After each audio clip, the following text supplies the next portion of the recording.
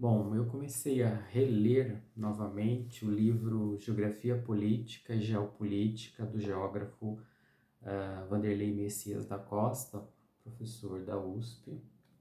Esse livro foi publicado pela EDUSP em 1992, publicado também pela editora Ocitec. Até aqui ele começa na introdução, eu vou falar aqui nesse primeiro momento da introdução. Os últimos anos têm registrado um crescimento inusitado do interesse pelos temas que poderiam genericamente ser reunidos sob os rótulos de geografia política e geopolítica. Em outras épocas, curiosamente, esse fato por si só não significava propriamente bons presságios, pois, como veremos adiante, em geral anunciava a proximidade de guerras. Quer dizer, é interessante retomar a leitura deste livro neste momento atual em que as guerras e os conflitos estão acontecendo mais do que nunca no mundo, em pleno século XXI, né?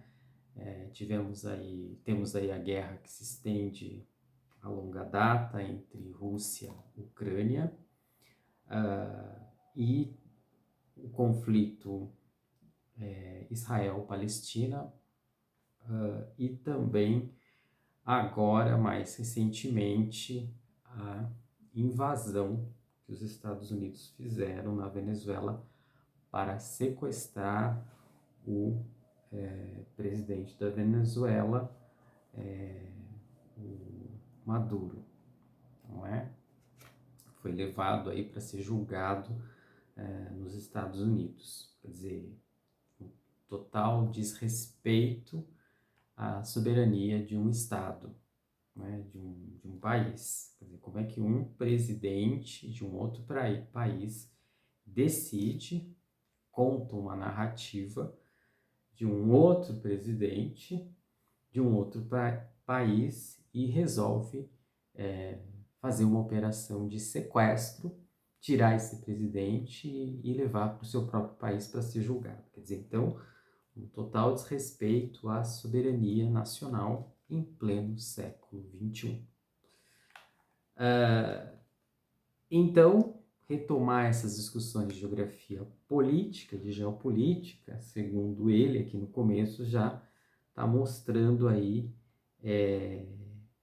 essa situação de guerra, né? Esse presságio de guerra no contexto atual. Inclusive, numa outra live que eu fiz com o professor André, André Martim, do Departamento de Geografia da USP, ele já falava na possibilidade, e mesmo no acontecimento de uma terceira guerra mundial. Uma vez que um outro conflito que está muito latente a acontecer é com relação à China e Taiwan. Então, em diferentes pontos já do mundo, nós já estamos tendo conflitos e guerras, né?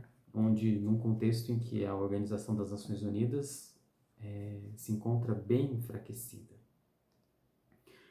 Bom, o que mais que o professor Vanderlei vai nos dizer, não é?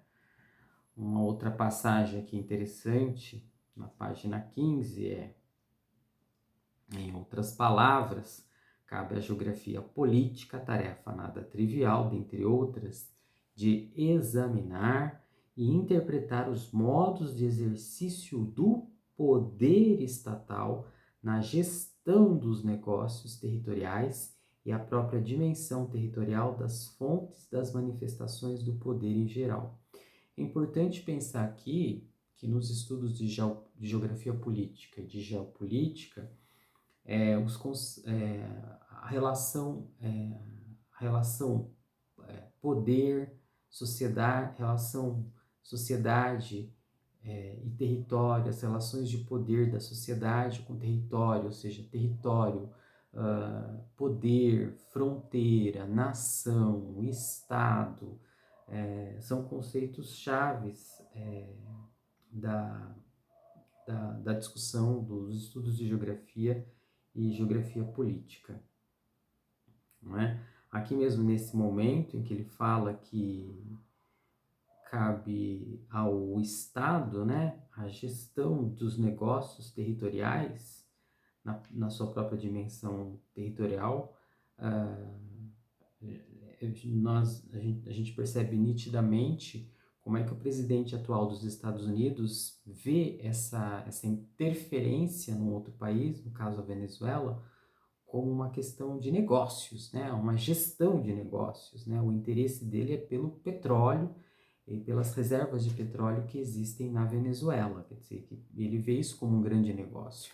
Ele não está preocupado com a nação em si venezuelana ou com a democracia, enfim, ele está preocupado em ter o domínio desse recurso natural em abundância, que é o petróleo, sobre o seu domínio, né? E a preocupação dele é que, da equipe dele, é que esse recurso natural e outros recursos naturais presentes na Venezuela não estejam sob o domínio de outras potências que hoje se destacam no mundo, né? Como China e Rússia, por exemplo. Bom, o que mais? Vamos lá.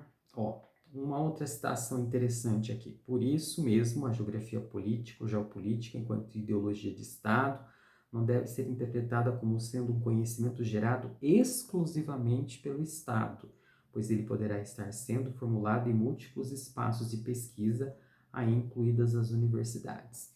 Ele vai colocar que tanto a geografia política, mas principalmente a geopolítica, é um conhecimento gerado pelo próprio Estado, pelas instituições estatais, no sentido de entender a geopolítica do mundo, entender os territórios, entender as relações de poder, inclusive estratégias de guerra e de desenvolvimentos de tecnologia militar para poderio de expansão territorial. Então, é um conhecimento que é gerado pelo próprio Estado, mas que também é um conhecimento gerado pela academia, pela universidade. Se bem que eu acho que os geógrafos ocupam muito pouco os meios de comunicação para falar de geopolítica. Sinto uma ausência dos colegas geógrafos para se colocar nesse debate nos meios de comunicação. Bom, vamos lá com uma outra citação interessante aqui. Então é preciso reconhecer, entretanto, aqui na página 16, que parte da tradição no setor identifica como geografia política o conjunto de estudos sistemáticos mais afetos à geografia, né, e restritos às relações entre o espaço, o Estado, questões relacionadas à posição, à situação, características das fronteiras, né? Restritos, então, às relações entre espaço e Estado, questões relacionadas à posição, situação, características das fronteiras, etc.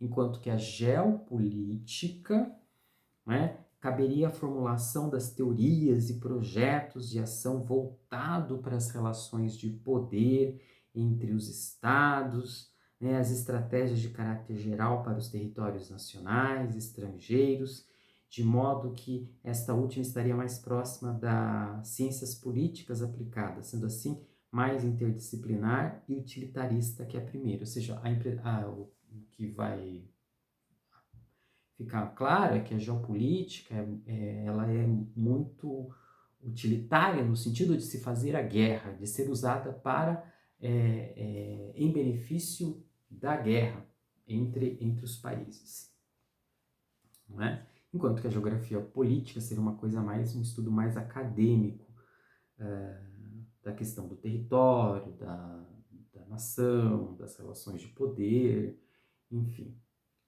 Bom, outro ponto interessante que ele coloca, basta citar um único e cabal exemplo, a obra que funda a geografia política, ela foi escrita por Ratzel em 1897, chama-se justamente Geografia Política, mas ele também vai colocar que os geopolíticos, né, também destacam esta obra do Ratzel como que funda também a geopolítica, apesar de o rótulo ter sido cunhado anos mais tarde pelo sueco Kjellén. Bom, que mais? Como se verá adiante nesse trabalho, são típicos os exemplos extremos sobre esse ponto de vista representados pela atividade pesquisadora militante também de Hal Schoffer com a revista Geopolitik no Instituto de Geografia de Munique e as de Hartshorn, com seus estudos fundamentais e tipicamente acadêmicos sobre temas gerais da geografia política. Então, Hartshorn, durante a Segunda Guerra, também engajou-se nos esforços de seu país para fazer frente à ameaça nazista através de artigos em coletâneas estimulados pelas Forças Armadas norte-americanas. De todo modo, os estudos explícita e assumidamente geopolíticos, naquele sentido de produzir formulações mais diretamente envolvidas com as estratégias do poder estatal, têm sido, em geral, realizadas fora do sistema principalmente acadêmico, sendo assim, no mais das vezes, identificados com atividades dos estados maiores, das Forças Armadas e centros de estudos direto e indiretamente a ele ligados. Então, assim, a geopolítica também sendo realizada pelas Forças Armadas, enfim, pelos estados maiores, e aí no sentido de estratégico, por exemplo, de defesa, de ataque, de guerra, de conhecer o território inimigo, né? De desenvolvimento de tecnologias para se conhecer os territórios, enfim. Que mais? Então a gente tem uma geografia aí política, né, feita pela universidade, uma geografia política, uma geopolítica feita por outras instituições ligadas ao Estado. Não é? O conceito de Estado é um conceito chave, né, que ele vai estar trabalhando na geografia política. Outros conceitos chaves são a sociedade, população, território, espaço, fronteira, né, federação, unidade, coesão, nação, nacionalidade, são alguns dos conceitos que vão aí estar permeando a geografia política, e também são conceitos que eles podem estar, mudar em determinados contextos específicos, né, em determinados contextos. A outra coisa também que é assunto da geografia política e da geopolítica é a questão do conflito, né? Então, uma outra característica desse tipo de discurso e que merece atenção especial é que se refere aos significados subjacentes à noção de conflito, em particular quando se trata de estudo típico e assumidamente geopolítico. Os autores, em geral, não poupam esforços em esquadrinhar e buscar interpretações, né? E mesmo soluções para os conflitos internacionais ou entre dois estados específicos. A bem da verdade, é preciso reconhecer que esse tema constitui indubitavelmente a questão central dos estudos da área de geografia política e geopolítica. Ocorre, porém, que, em geral, nesse tipo de conflito participam preponderantemente as máquinas dos estados, restando às sociedades nacionais a chance única de participarem como soldados, seja como combatente de fato ou como elemento civil de apoio, seja mesmo como recurso em geral apropriado como fator de pressão e dissuasão. No nível interno de cada país, os conflitos, quando reconhecidos, nunca são referenciados à estrutura de classes, partidos políticos, e quando são, aparecem associados à quebra de unidade ou coesão, divisionismo, frente ao inimigo e mesmo traição.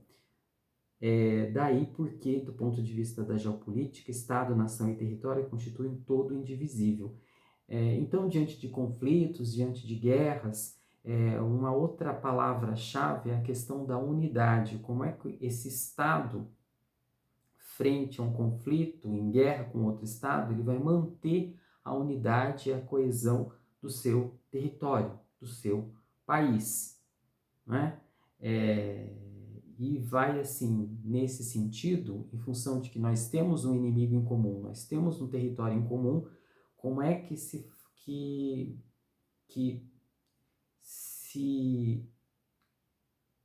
como é que isso se faz frente à estrutura de classes, né, dentro de um território, né? As diferenças políticas, partidárias, ideológicas, elas acabam tendo que se submeter a essa questão de unidade e coesão diante de um contexto de guerra e de conflito com outro território, com outro inimigo.